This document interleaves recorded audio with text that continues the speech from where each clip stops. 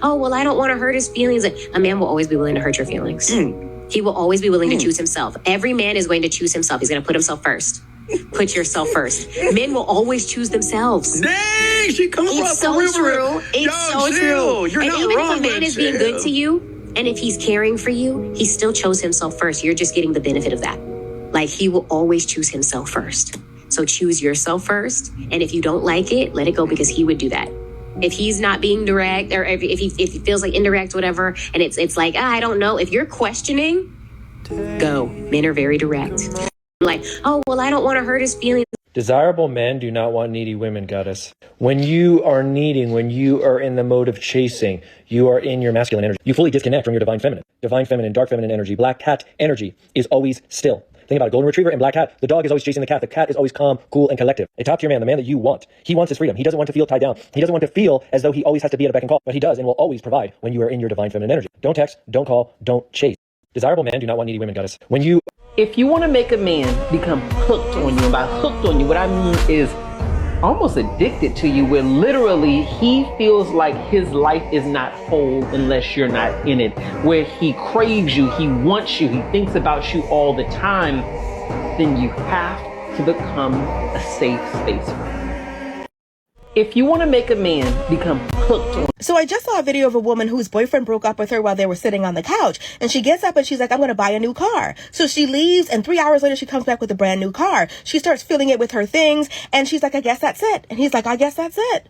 So she calls her male best friend, and he was like, I can't believe he just gave up on the relationship. And she was like, gave up? Some men believe that if you're not throwing up, crying, sliding down the wall, fighting the air, and grabbing them by their ankles, that you don't love them and you don't care. And sometimes they'll say things just to get a rise or a certain reaction out of you. They'll say, I don't think I love you, or I think I want to break up, or I think I want a divorce. They want to see you crash out. And when you handle it calmly and you accept their decision, they act as if you did something wrong. I'm sure she was trying the entire relationship, but because she's not snotty nosed crying and giving you the drama that you low-key crave, you're going to act like, you know what, she doesn't care, I don't care. You're the one that wanted it to end. Then they'll try to pin the breakup on you and act like the real reason why you broke up is because you didn't care, but that's not what it is. What they wanted was a show and you didn't give it to them, so now they're upset about it. Some of them get an ego boost out of watching the strong woman they paired up with crash out and be devastated over them. There's no greater blow to a man's ego than him breaking up with a woman, and she handles it well, too well.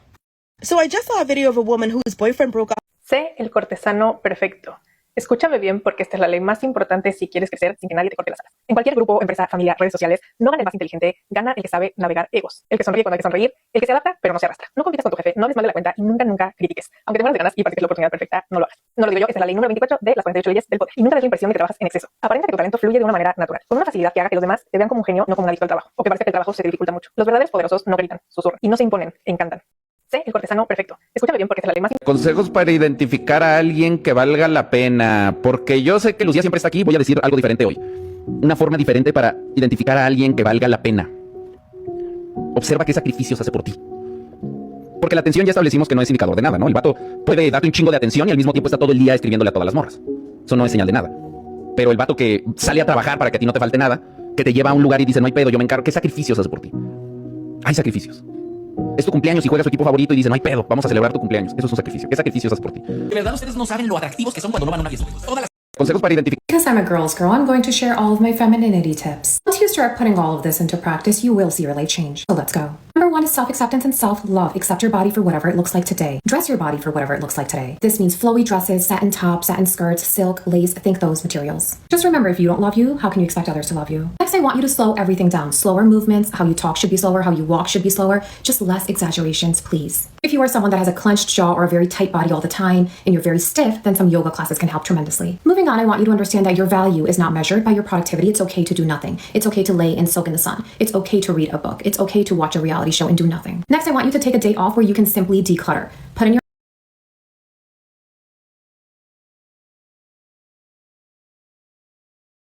things from the past hold energy. While you're at it, put on a podcast and just declutter your home. Get rid of anything that is from the past because things from the past hold energy. While you're at it, get rid of anything that doesn't serve you anymore or doesn't bring you pleasure. Next is figure out what makeup type suits your face. For me, it's the dark eye, the nude lip, works every single time. Learn how to place your makeup on your face because that will make a huge difference. Moving on, ask for help. Asking is okay. You don't have to do everything yourself. Lastly, and probably most important, who are you at your core? What are your moral values? What are your core values? In order to work on you, you need to know what you're working with. Be on the lookout. Cosas que hago porque siempre he sido un poquito malvada. Cuando me doy cuenta de que yo le caigo mal a una persona que está hablando mal de mí a mis espaldas, trato de ser extremadamente simpática y amable con esa persona, especialmente delante de otras personas, para que se empiecen a cuestionar su odio y que ellas sean las que queden mal frente a las demás personas.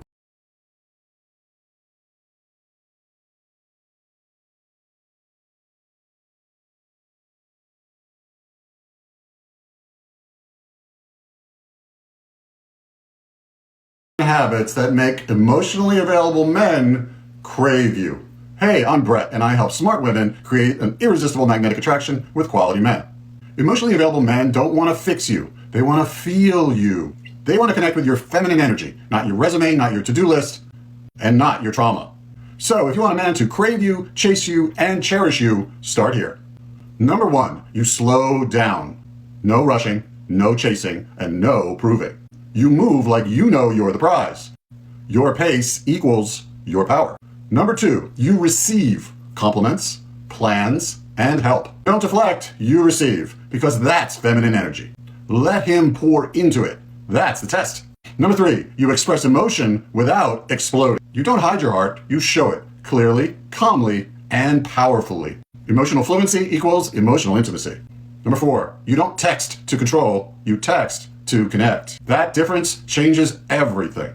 Number 5, you protect your peace. If it feels chaotic, you don't chase it. You exit quietly. Queen energy only. No peace equals no access. Number 6, you let him lead sometimes. Not because you can't, but because you are strong enough to surrender when it's safe. The key here is soft doesn't mean weak. Number 7, you never beg for energy that should be given. You don't explain your worth. You embody it. The woman who knows her worth, she's rare and addicting. You don't have to chase, you don't have to perform, and you don't have to beg. You just have to return to your feminine power and let the right man rise to meet it. You can like and follow for more tips or hit the first link. Men fall in love differently. If you don't realize this, you might always think they don't care. I'm gonna explain you the neuroscience behind it. When women connect emotionally, they release a ton of oxytocin, the bonding hormone. But in men, that oxytocin spike is way smaller. Instead, men experience a dopamine surge when they achieve something for you or with you. This means men bond through doing, not just talking. Acts like fixing something for you,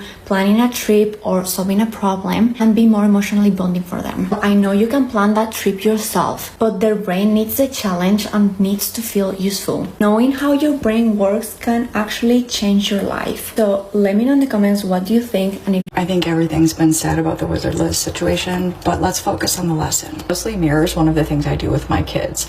If there's milk spilled all over my couch and I have 2 children, I will ask both of them, what punishment do you think someone should get for spilling milk on the couch and not cleaning it up?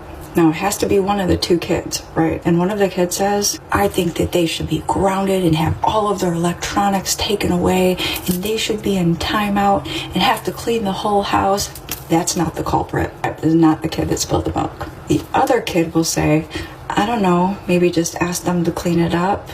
That's the one who's guilty. Early in your relationship, pay attention to how they respond. Or if you talk about a betrayal that a friend went through, what they think isn't a big deal is usually what they're about to do. Having gone through betrayal,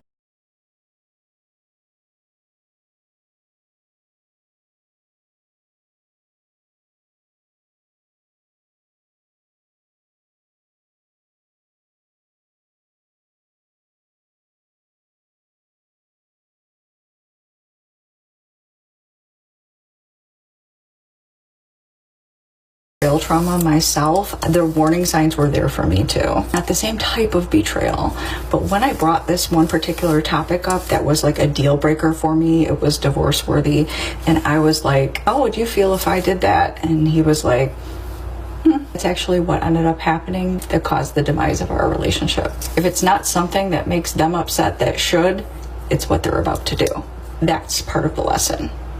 I think everything's been said about the Wizard Liz situation, but let's focus on the lesson. Mostly mirrors one of the things I do. If your man does these 5 things, stay with him if you want to, but just know that he doesn't respect you. The last one people love to argue with me about, but I will die on the hill of the last one on this list. Number 1, If he uses silence to teach you a lesson, and this goes for phone calls and text messages, if he uses silence to show you, to teach you, that's a sign of an emotionally abusive person. And that's just the beginning. Number 2, liking other women's pictures on social media. Because he could just not do it. That's also an option, and he couldn't even do that. Number 3, now this one is not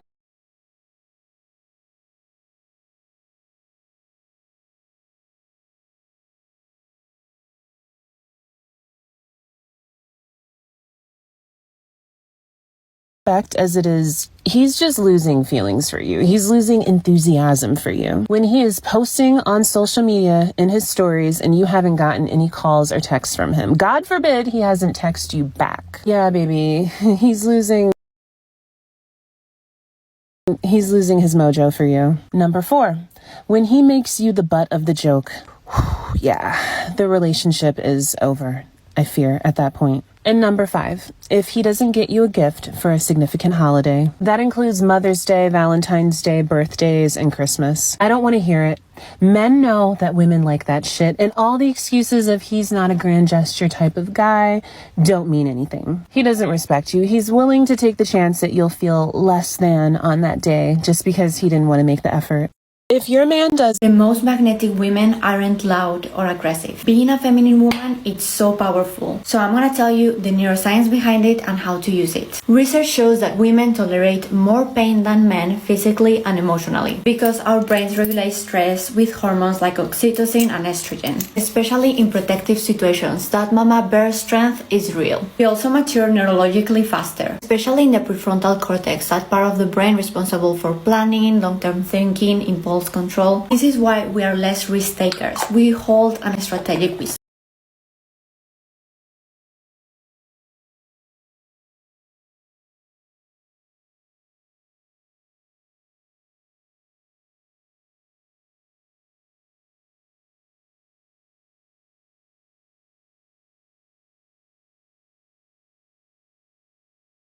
Brains show also more activation in the mirror neuron system. We are more attuned to emotions, social expressions, tone. This makes us naturally more empathetic. And of course, men can be empathetic too. This research shows natural tendencies across averages. So this is how you can use this power. Stop trying to prove your strength. You already have it. Lead with calm. It shows control. Speak slowly with intention and keep eye contact. This will signal confidence and trust.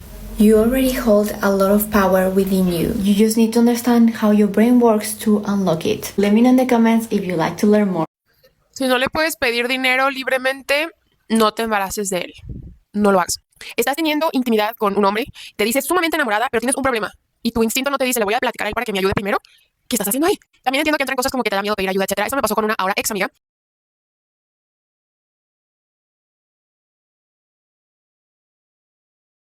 Primero, no se juzga, pero eso no se hace, muchas veces ponen mucho riesgo. Y luego cayó en un problema muy serio, económico, que la limitaba en todo. Y estaba embarazada del bebé de él, ¿ok? Al tipo no le faltaba dinero, no le faltaba recurso. Simplemente no estaba enterado que ella tenía un problema.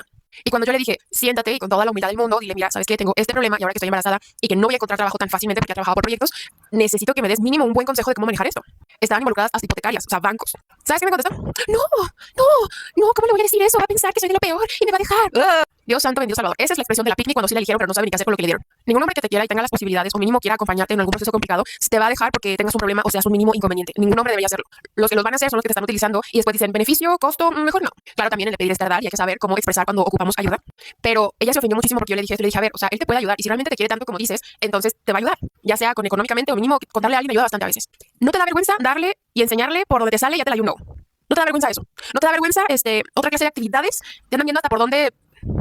Eso no te da vergüenza. Pero pedirle ayuda a un hombre sí te da vergüenza. Yo no lo entiendo, no lo entiendo. Ustedes díganme qué opinan. Cosas tóxicas pero científicas para enamorar a tu león. Que cuando estén hablando le llames por su nombre. Eso activa la atención de tu hombre y lo hace sentir importante. Tocarlos por accidente. Le puedes tocar sutilmente el brazo, el cuello, la espalda. Eso va a hacer que tu hombre libere dopamina. Va a sentir cosas de hombre heterosexual. Y se va a poner nervioso. Será un poco misteriosa. A los hombres no les gusta que les des todo ya. Eso va a activar el sistema de recompensa del cerebro. A tu hombre le va a gustar y va a querer volver por más. Reírse de sus chistes así sean malísimos. Cuando un hombre siente que te hace reír, su cerebro libera serotonina. Esto hace que ellos se sientan validados y poderosos. Cosas tóxicas pero científicas para enamorar a tu león. Alimentos que alteran el sabor de las cosas allá abajo. Primero es que allá abajo no debería oler ni saber ni a frutas, ni a dulce, ni a rosas, no. O sea, eso huele y sabe a lo que es. Punto. Hay alimentos y si pueden alterar el sabor, sí, claro, eso les voy a decir ya. Cosas que alteran el sabor para más dulce o neutro. Piña, es cierto. Frutas tropicales, mango, papaya, melón. Frutas antioxidantes como las fresas y los arándanos. Frutas hidratantes o comidas hidratantes como el pepino y la sandía. Hierbas como el perejil y la menta. Y tenemos vegetales dulces como la zanahoria y la remolacha. Ahora, cosas que impactan negativamente, que lo hacen más fuerte o amargo. Ajo y cebolla crudos, café y bebidas con cafeína, alcohol, carnes rojas en exceso, comidas procesadas con conservantes, productos lácteos y muy fermentados, mucha sal, condimentos muy fuertes como el curry. Tabaco, el tabaco es lo peor.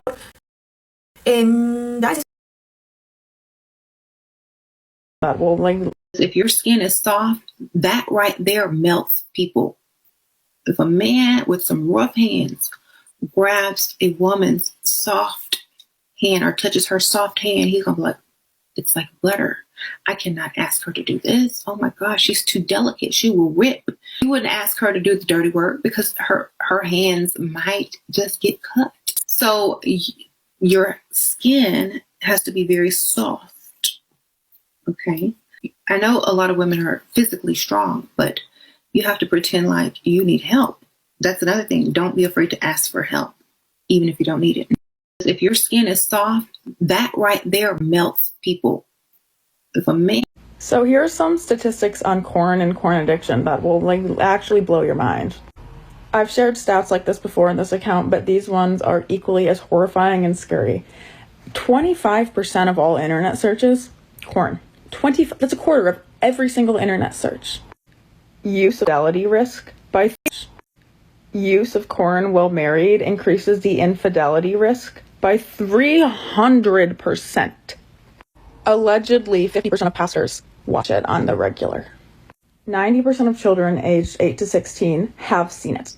The largest consumers of corn are boys aged 12 to 17. So many just fun facts, eh? Over $10 billion is spent yearly on corn. And at the time of that statistic, that's roughly the amount that we gave in foreign aid. Just to, scale that for you. Every second, an estimated 28,000 people are viewing corn. Every minute, 184K is spent on it. Corn sites comprise 12% of the entire internet. 39% of boys and 23% of girls, like children, mind you, have seen corn that involves bondage. And I don't think I need to. I train men like dogs to get what I want. The most important thing is to unlock his hero complex. Once you've unlocked it, then you can get whatever you want. So how do you unlock his hero complex? You need to be able to see his fucking promises in front of your eyes. It can't just be words. Oh my God, he told me he loved me. I'm the only girl for him. He's never loved anyone. Shut the fuck up. Literally shut the fuck up. I don't want to hear it. Get comfortable with asking for things. Anything at all. I'm the eldest sister as well, so I know what it's like to be the dominant one. But you need to be able to learn how to turn it on and off. When you make a man feel like a hero, he'll crave your approval and your validation, not your body. So don't chase, train. I train. Don't marry for love. Don't marry for money. Marry for the quality of life that you want to live. This is coming from someone who has been married for 3 years. I married young. I was 22 when I got married. My husband was 24. And what allows us to pick and choose our battles is the fact that we know what we're fighting for. Our morals, our values, and the goals that we have align. Not everyone has the strength or the self-respect to do what I did, which was marry for the type of lifestyle that I wanted. By the way, this doesn't mean like full-on luxury and just money, money, money, because I literally said, don't marry for money. But I will be completely honest with you. My life's motto is the women before me have suffered so much for me to marry poorly. Who are the women that I'm referring to? The women in my bloodline, the women in my family. And I'm not about to disappoint the women who sacrificed so much for me to be in the position that I am currently. I will be completely honest with you. My husband and I, we have high standards for one another because we know what the goal is for our life. We want to create an environment of stability and peace for our future family. And that looks like not being best friends with my husband, having a life outside of each other, and being extremely accountable with one another. What I will say is I married the man who loved me more and the man that I respected more. I am currently pregnant and I do not regret the decision that I made when I was 22. He's going to be a great father, just how he is a great husband. As always, ladies, be well. I always get what I want when I'm dating because I train men like dogs. There's 3 things you can do to train a man like a dog. Number 1, and the most important to me, is give him tasks to complete. Give him little tasks, big tasks. If you have a dilemma in your life, let him fix it. Whatever problem you have, if he can fix it, he can progress with you. If he can't, or he says no, he's a little bitch anyway, and you don't want a failure in your life. He's fake. Number 2 is positive reinforcement. Just like dogs, men need positive reinforcement to reward them. They need to know that they're doing right and they're doing good. So you can verbally show your appreciation. Oh, baby, thank you so much for helping me move house. Whatever it is that he's done, show him appreciation, thank him, use your words, use a smile, be kind, be nice. Your energy is so important, and that's what he wants to take from you, your energy. Number 3, have clear boundaries. If he's disrespected you, if he's not paying you attention, if he's doing things that you don't like, withdraw your attention, withdraw your time, your availability, you're gone. I always get what I... If you want a man to fall in love with you, you have to get him to do these 3 things in the early stages of dating. Number 1, focus on activity dates. Men don't fall in love in the same way that women do. We fall in love through oxytocin, men fall in love through vasopressin. So you want to be doing things that are active, that are inciting some challenge, some activity. You're going out and about. You get to be in his little competition energy. You're doing things. If you're having just chill dates at home, you're cooking for him, even if he's cooking for you, that's okay. And that's going to be in step 3. We'll get to that. But really going out and about and doing things. This is how you get to know each other. This is how you get to see how do you respond to competition? How do you respond when other people are around? How do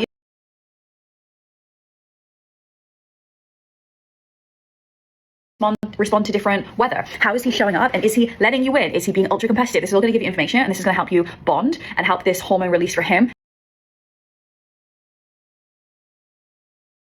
This is the best thing that you can do, is to not have any substances or be drinking. Numbing.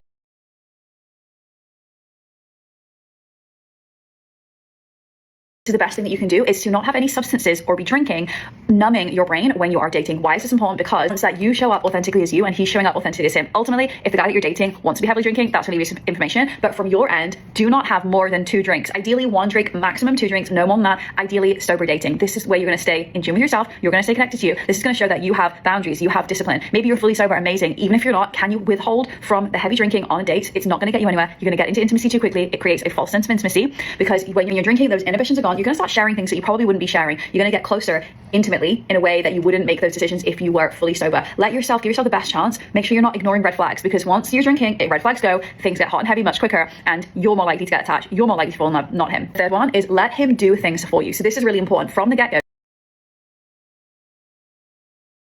Your queen energy. What does the queen do really well? Things for you. So this is really important from the get-go. You want to be in your queen energy. What does the queen do really well? She receives. She's not opening doors for herself. She's not paying for dinner. She's not serving him. She's not waiting on him. She's the queen. She gets waited on. Now, I'm not saying it's not reciprocal energy between 2 people. I'm not saying that. But can you be in your queen energy and you're walking up to a door together? You're just standing there. You're in your queen energy. Of course, he's going to open the door for you. If he doesn't, you could be like, I don't open doors. I thought you were going to open it for me.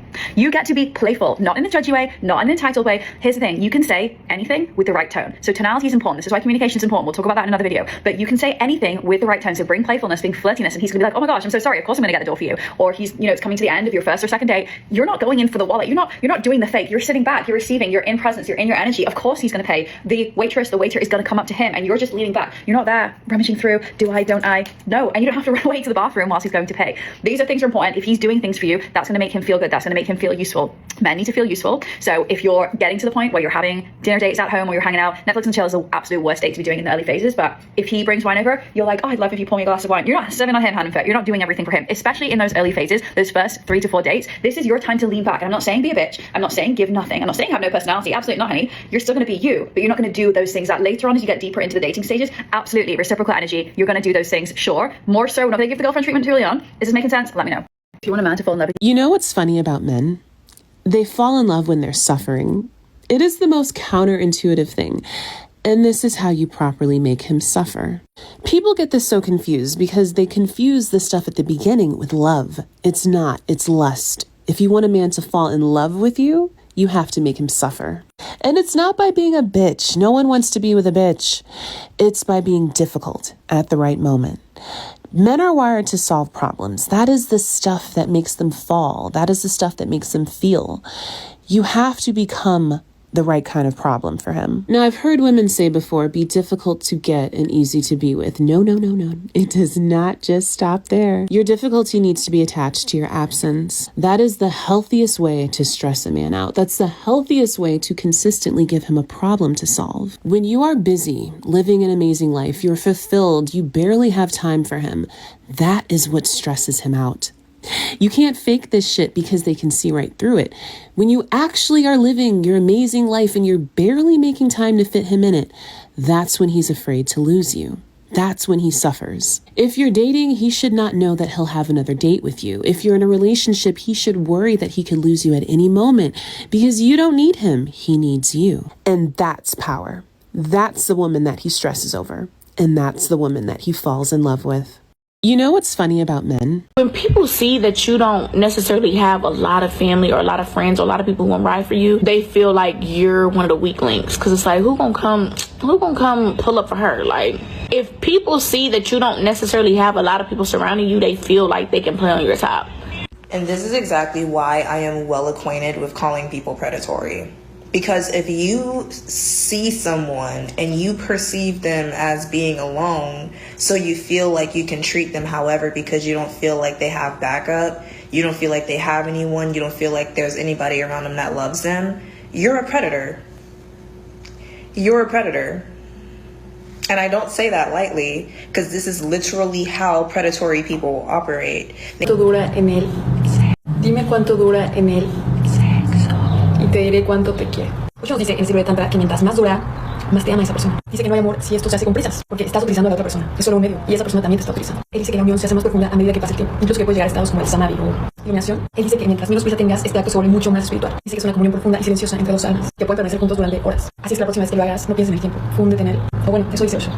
Dime cuánto dura en el... 3 ways men fall in love that are completely different from how women do. Understanding these differences can explain why so many relationships fail before they truly begin. Let's forget stereotypes. After interviewing hundreds of couples and studying male psychology for years, I've discovered that men aren't less emotional or less deep. They simply fall in love through different paths that women often completely misunderstand. Here are the 3 fundamental ways men fall in love. First, through respect before attraction. While many women connect emotionally and then develop respect, men tend to do the opposite. A man may be physically attracted to many women, but falls in love when he feels a woman deeply respects him for who he is, not just for what he can offer. Second, through space, not constant connection. Paradoxically, many men develop emotional attachment during moments of separation. As they temporarily distance themselves and then return, they realize how much your presence means to them. When a woman interprets this need for space as disinterest, she interrupts the very process that would lead the man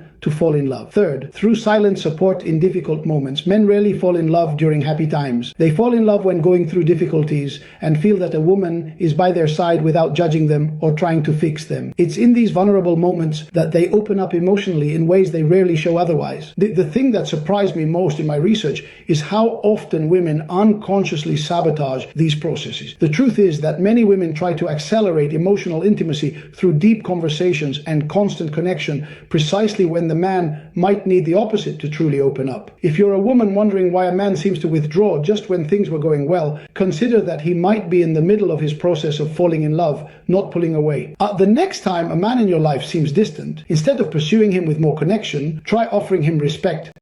This is how you show instead of tell somebody in your life that they're making the wrong decision or you want to influence them in some way.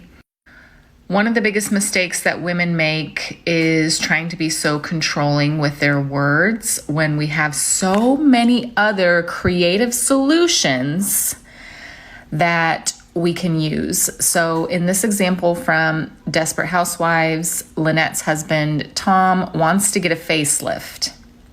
Now, she says, we can't afford it. I don't think you should do it. You don't need it. He's not listening. So instead of arguing with him further, watch what she does. Honey, I'm glad you're home. I brought someone home from work I want you to meet. Yeah, it turns out he got the same procedure that you're thinking about getting, so I thought maybe you could chat him up about it. So you're finally on board with this? No, like you said, it's your face. Come on, I'm dying for you to meet Bruce. Bruce, I want you to meet my husband, Tom. Tom, this is Bruce. Hi, Tom. So, Lynette tells me you're thinking about having a little elective surgery. Did she? Mm-hmm. Now, you may not be able to tell, but I've had work done. Really? Lynette doesn't have to do anything.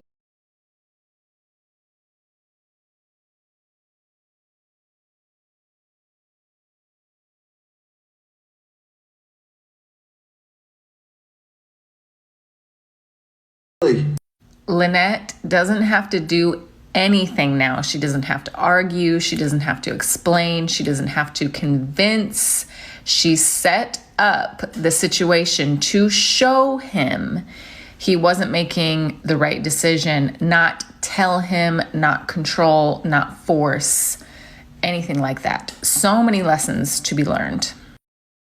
This is how you show instead of tell somebody in your life that they're making the wrong decision or you want to influence them in some way.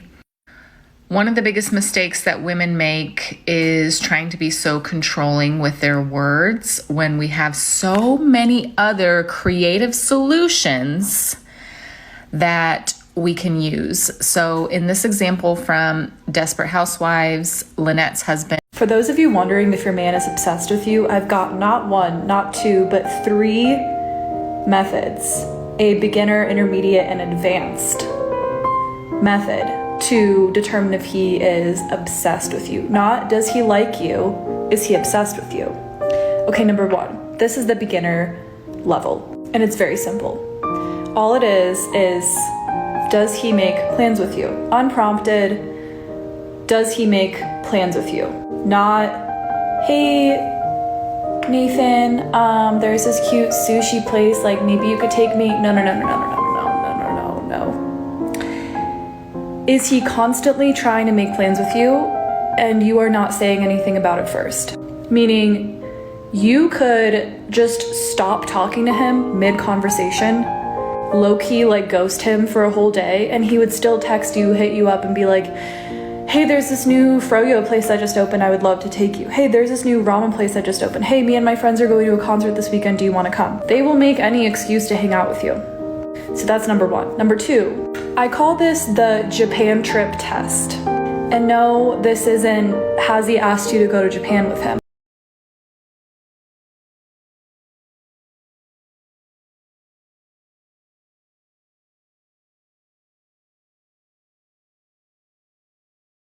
Is obsessed with you. But this one, I want you to imagine yourself and you are dating a man and the month is September or October, okay? You guys just started dating. He texts you and he goes, hey, I know this is kind of far away, but I just want you to know that I have a Japan trip planned with my friends in February and it happens to fall on the weekend of Valentine's Day.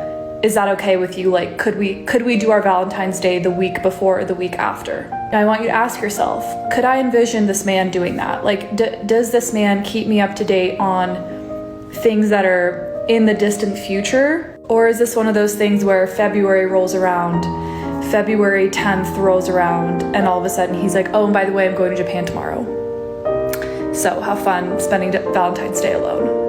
2 very different vibes, and only one of them says that he's obsessed with you. Okay, and then number 3, this is the advanced level, and it's called the Apple Pay test. It's exactly what it sounds like. I want you to go into your messages with him, and I want you to Apple Pay request anywhere between like $20 to $100, depending on how much he makes. And request the money and then say nothing else. If he immediately sends you the money, there you go, he's obsessed with you. And if his response is anything but that, he's not obsessed with you. Hope this helped. For those of you, what a man says about you to other men is more important than what he says to you. So I hired a spy to see what a guy was saying to other men about me. I have a friend who's now a secret agent for me, as he's friends with the person that has been saying to my face that they're so interested in me. So I thought, I'll double check my work. If you're really interested in me, you're gonna tell other men that you're interested in me. Not only that, I'm gonna find out whether or not you truly respect me. Because also, what you say about me as a woman to other men is really important. So I got one of my guy friends, let's just call him O, to text a guy named M, who's been saying that they're interested in me, to see if it's true. O goes to M and says, hey, what do you think about Sophia? And do you think that she's cool? So M replies and goes, wait, Sophia? She's incredible. I love her. Why do you ask? Me. That's who's asking. And I know you're saying, Sophia, why didn't you just ask M to their face? Because men will lie to your face, but men will not lie to other men. And that's on Sophia, 1738. What a man says about you to other men is more important than what he says to you. Goddess, here is how to absolutely get a man obsessed with you. I mean, I'm talking, you are all that he is thinking about. If you do what I tell you, these 3 things, and these are like 3 beginner basic things that you can start doing right here, right now. If you do these things, it's going to change everything. Alrighty, number 1, don't play hard to get. Be hard to get. You need to value yourself above all else. He wants to be obsessed with you. He wants to chase you. He wants to feel like he can't get you. He's trying again and again and again. And like I said, big difference between playing hard to get and truly being hard to get. Now, under that number 1, stop always complimenting him. Stop being so blown away by things he does. You need to present that you always get princess treatment. Don't act so shocked that he did this nice thing, that nice thing. It should be a given. You are always treated with 100% respect. Number 2, the way that you speak, using your sultry, mysterious goddess energy voice. You never want to be too loud, never too fast-paced. Be relaxed. Be elegant in the way that you talk and the way that you respond. When you do that, your voice alone, goddess, is so seductive, so powerful. It will drive him absolutely freaking crazy. That one is literally spot on. The girls that I am most attracted to throughout my life have had that sweet, just absolutely mesmerizing voice. Now, number 3, look as good as you can, be as good as you can for you. You need to be so obsessed with you. You need to see yourself and feel yourself and know how sexy you are. You have to love dressing up, being sexy just for you. You need to be obsessed with you. Not doing it for him, not doing it for any guy, but for you first.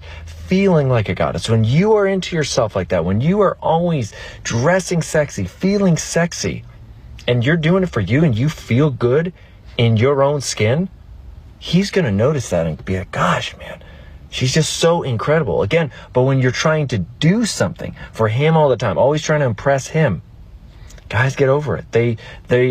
It doesn't work that way. Real men enjoy the chase. They enjoy the romance. They enjoy being the lion, having to constantly pursue. Goddess, here is how to absolutely... One piece of advice I tell all my friends as a therapist that they never listen to, but I wish they did because it would save them so much time. People treat you a certain way because you're showing up a certain way.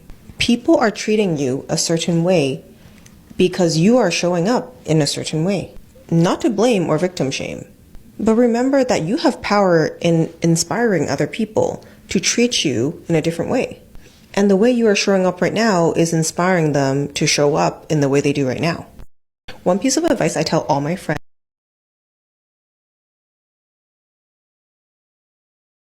If you don't have a good relationship with your future mother-in-law, father-in-law, or your actual father-in-law, mother-in-law, you have to talk to a man. There's nothing wrong with you, okay? You see, my future mother-in-law and my father-in-law, they all adore me. They love me, and they always think I brought so much positivities and wonderful warmth to his son. So they really respect me for that. But the thing is, my man has been doing so much work behind our back that I didn't realize. So if you're a boy or a man, I don't care who you are, and you have a lover, and if she is not having a wonderful relationship with your parent, just listen carefully. This might help you. So my boyfriend bought a very expensive whiskey to take home. I think it was called Valentine's 30 years. I have no idea, but it was a very expensive whiskey, and he got that for his parents. So yeah, he can do whatever, right? And he took it, and he just texted me saying, Sunny, I just told them that all the gift that I brought them, which was multiple things, he said that it was from me. Even though he was the one who bought it, did everything, he told them that it was from me. Why?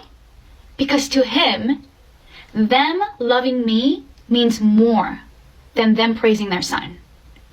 So every time when they talk about me, when he's talking about something that he did, he accomplished, or anything positive that happened to him, he always credited me. He always praised me. And yes, he had a lot of positive changes in his life when he met me, but I also had that positive energy and, you know, changes because of him. So it's not something that I was the only one doing. It was both of us. But the way he speaks to his parents, the way he speaks to his friends, he praises me, he credits me. And I thought it was me being this amazing girlfriend, but no. I was always the one boasting, I guess. He was the wise man behind everything. And I just noticed. Every time when he gets, you know, another project accomplished, whenever he gets money, whenever he gets, you know, praised by the public, he praises me. He's like, oh, but Sunny has been doing this and that and for me. And when somebody says, wow, you've been looking amazing. Wow, you look stylish today. They're like, well, my girlfriend dressed me. She loves to dress me and she has a wonderful fashion style. And when his parents goes, wow, you look healthy. She was like, well, my girlfriend cooks me every day. So it's not him. It's me. So everybody thinks I'm this amazing, legendary girlfriend that you know, like they think I'm a goddess. They think I'm wonderful at fashion. Like they think I'm good at everything. Cooking, you know, fashion, work, housework, mothering, blah, blah, blah, whatever it is. They think I'm a genius. And I realize it because every time I meet his, you know, like coworkers, his friends, and when it's like our first interaction, they always go, oh my God, I've heard so much about you. And they have this respect for me.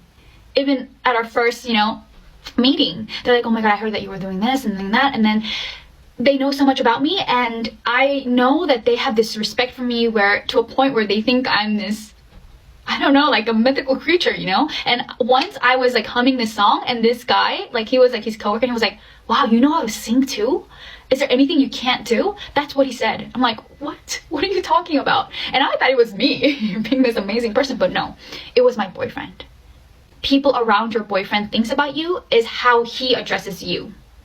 So if they don't like you, you have to check how he talks about you to them behind your back. Because if he says the right thing, if he really does respect everything you do for him, and if he is wise enough that whatever he says out of his mouth really does affect how they view you, he will not say anything bad. And of course, he has to mean it. But sometimes they don't know that you are just an amazing person. Sometimes they're not grateful. So just check how he talks behind your back. Okay? So anyways, there you go. There's my tip.